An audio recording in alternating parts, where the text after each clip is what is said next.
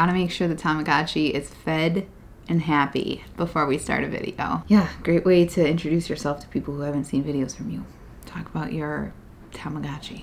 So chances are you're here because you saw Trend Mood post this photo and you were extremely curious about how Revlon was dropping a foundation that had 12 shades at the end of 2020. But before we get into that, if you're new here, welcome. My name is BrittanyNichole, and I like to film videos in natural light like today, and I also like to film videos in my studio lighting, but I always try to film a foundation video in natural light because I want you to be able to see what the foundation looks like if you were to see me walking around on the street, right? Chances are you're not walking around with studio lighting right in front of your face at all times when you're, going about your everyday business. So I went on a little bit of a wild goose chase trying to find this foundation. Supposedly it was a CVS exclusive, but it's really not. I could not find it at any of the bigger CVS stores in the city of Chicago, but I found it at my local Walgreens, which is interesting. CVS online has it available, but they only have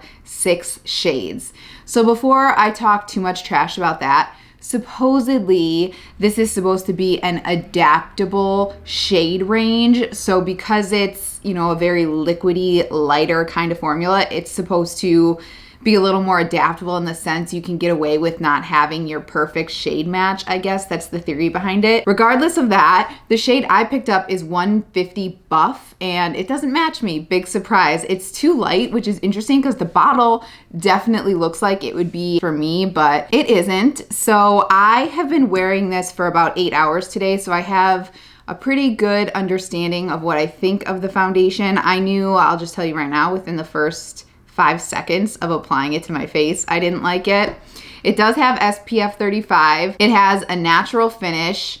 It's paraben free, phthalate free, fragrance free, and mineral oil free. But again, I feel like this thing has a fragrance to it, whether that's the SPF in it or what, I don't know, and it is $13.99. According to CVS, which is like the only place online I can find directions on this product, is shake bottle well before using, place small dots of foundation on the nose, forehead, cheeks, and chin, no brush, no problem, effortlessly apply with fingertips, pat and blend from the center of your face outward until the foundation is invisible. The formula is buildable for more coverage when you need it. So I first applied this with my fingers and did the whole patting motion, and I didn't like it. I haven't tried it with a sponge yet, but I do have a sponge here, and then I have a brush as well. I think I'm gonna go in with a brush first. This is the Sigma Flat Kabuki F80 to try to get a little more coverage because one layer of this on me I feel like is really light. I have very normal skin. I'm not excessively oily. I'm not excessively dry. I don't have huge pores. It's just very, very normal.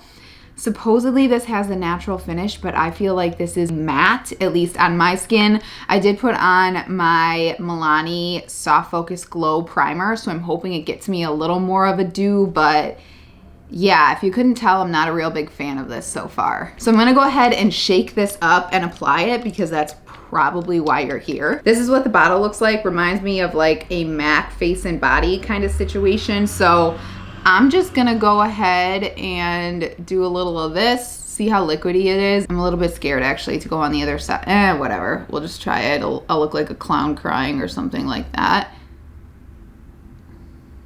But like I was saying, it's very liquidy. Put a little more there and a little more there. I have a feeling I'm gonna need to go in with more. I have some redness in my temple area, which is why I usually apply foundation there. I look like a crying clown right now. Something I've always done, I've been doing this since I was a makeup artist. I always spray my brush once with a little bit of my setting spray. It just kind of gives it a little bit of a slip and I enjoy that. So the color is too light for me, unfortunately. I was between this and another shade, Creme Brulee. This is called Buff, and I thought this looked better. I thought Creme Brulee was gonna be too dark, so take that with a grain of salt here. Whenever a foundation is too light for me, I do tend to not like it as much, but I just don't love the formula either. I should have known that given there's SPF in it. It does blend really easy, I will say that. And it is very, very lightweight on the skin. When I was wearing it earlier today, I didn't have any issues with how it felt on my skin. It wasn't heavy, but it did not dry down. It was very, very tacky. I don't know if that's because I had to go in with a couple layers, but I felt like I needed a powder to set this down, and I don't like face powders at all. So that is one layer of the product on the skin. You can see it does cover most of the redness and the imperfections, but it does still look like skin. So maybe that's where they're getting the like natural finish. But this to me is light coverage. I definitely need to go in with another layer. Absolutely like the sponge a lot better than the fingertip situation. The fingertips just really emphasized my pores and looked really dry. So I'm just gonna go in with that much to start. I don't know what's going on out there, but these men in the hallway keep like going up and down the stairway and knocking on people's doors. And I swear to God, if they knock on my door, I'm gonna just sit here dead silent and pretend like I'm not home. I didn't find this oxidized, which was interesting as well when I had it on earlier. It didn't change shades, it didn't oxidize at all. I was actually hoping it did because it's too light on me, but no such luck. I think you can really see now that the sun is hiding behind a cloud how off the color is for me. My neck is quite a bit darker, and it is kind of giving me that, I don't know if it's from the lightness or the SPF, but that whole like SPF white cast situation from the zinc oxide. There's 4.99% and then 6.97% of titanium dioxide. So definitely not the shade for me, but that is the 2 layers. I feel like the Milani Soft Focus Glow is giving it a little bit more of a glow, but it still just looks oddly dry and like it's sitting on top of my skin, especially in the pore area around here. And I will say it does warm up to the face a little bit when you keep it on for a while, but it doesn't warm up to the point where I'm like, oh yeah, this looks good. It just looks a little bit better over time. You know what I mean? So I'm gonna pop on the rest of my makeup real quick to show you what it looks like and let you know how everything performs on top of it. And I'll meet you right back here. I think you kind of already know my final thoughts though. All right, here we are about 15 minutes later with the rest of the makeup done. I will leave all those details down below. And I think you could see it has warmed up to the skin a little bit more like I was saying, but it still does look like it's sitting on top of my skin.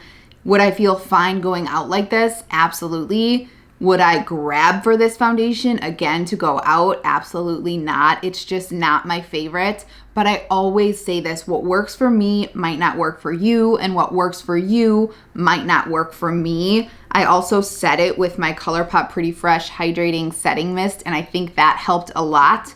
So if you did buy this foundation and you were like, oh man, it's really dry, but I don't want to have to buy a new foundation, try setting it with a hydrating setting mist. That helped a lot. I do feel like it sinks into my, smile lines and areas like that, but I can quickly just tap that out with my sponge since I don't set with a powder, and they blend out really well. I also wanted to say, if you're buying this for the SPF, don't get yourself a SPF that you use in your skincare routine. You would need so much of this foundation, like a quarter size, to get the protection from the sun. So just don't buy foundations for the sunscreen in it. I think that's all a marketing thing because people are really, really focused on sunscreen. Just buy it for the foundation properties, which I just don't think are enough with this one. So that is it. I know you guys could tell from the beginning that this wasn't my favorite, but I like to test things before I do the video, and I've only been testing it for a day with that said, but like I said at the beginning, I can tell from day one when I'm not into a foundation, and unfortunately this misses the mark for me, but I do love the Revlon Candid foundations. If you wanted to purchase a Revlon product, I like the Glow and I like the regular one. Love Revlon lipsticks. So I don't know. This is just a miss for me. What do you think? Have you tried it? Let me know if you're watching this video with foundation in your hand or if you're debating it down below. So thank you so much for watching. I hope you found this video informative or just fun to watch. If you have any questions, as always, let me know down below. Otherwise, if you enjoyed this video and you're interested in seeing more videos from me, please subscribe. It means the absolute world to me, and I hope to see you in the next one. Thanks so much for watching. Bye-bye.